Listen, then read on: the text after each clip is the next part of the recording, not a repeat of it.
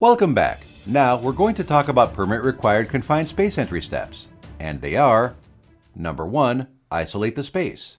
Number 2, ventilate the space. Number 3, conduct a pre-entry meeting. Number 4, complete the permit. Number 5, test the atmosphere. Number 6, enter the space.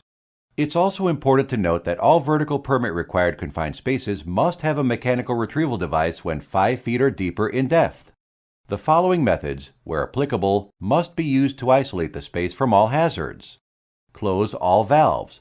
They should either be double locked and bled or blank flanged. Empty the space, depressurize, vent, and drain.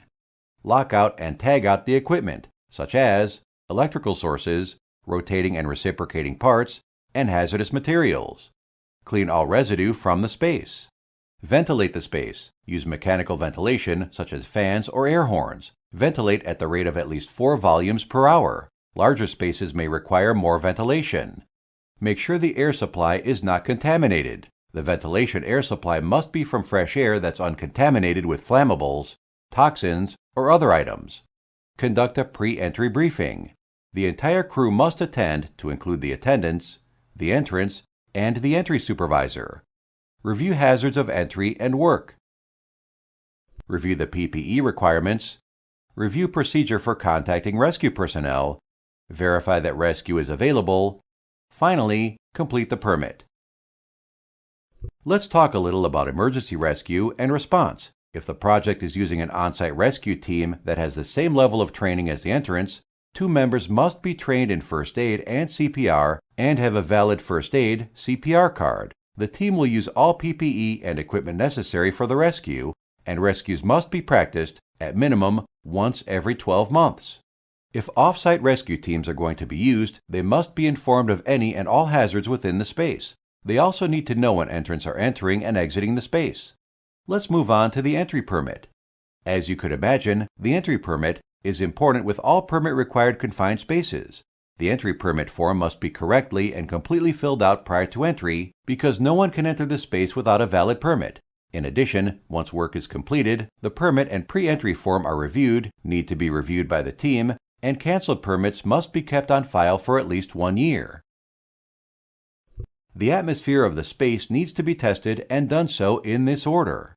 1. Check for oxygen content before and continual checking while the entrant is in the permit-required confined space. The oxygen level shall be at least 19.5% and less than 23.5%. 2. Check for combustibles. They should be less than 10% of lower explosive limit. 3. Check for toxic gases. The most common is carbon monoxide, and its permissible exposure limit is less than 35 parts per million. 4. Check for any other hazardous materials that could be expected in the space. This is very important. If a limit is exceeded, no matter the reason, all personnel shall immediately exit the space, and no other shall enter until atmospheric conditions are returned to safe levels. During permit-confined space work, atmosphere testing procedures will include air tests that must be performed at various levels to ensure the entire space is safe. Good air near the opening does not mean there is good air at the bottom. An attendant will also be posted at the entrance for the duration of the work, and he or she must be in constant communication with the entrance while the job is in progress. All entrants must sign the log when entering the space and sign out when exiting. The attendant will also maintain the permit and log for the duration of the work.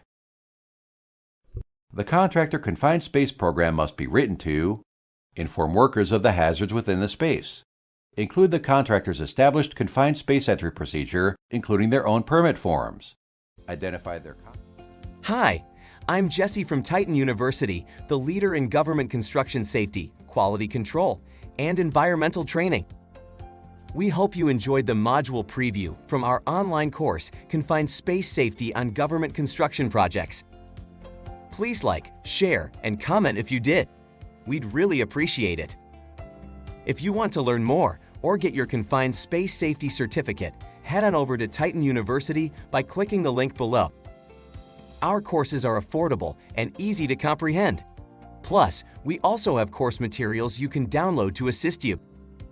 The Confined Space Safety course has several modules. But take your time.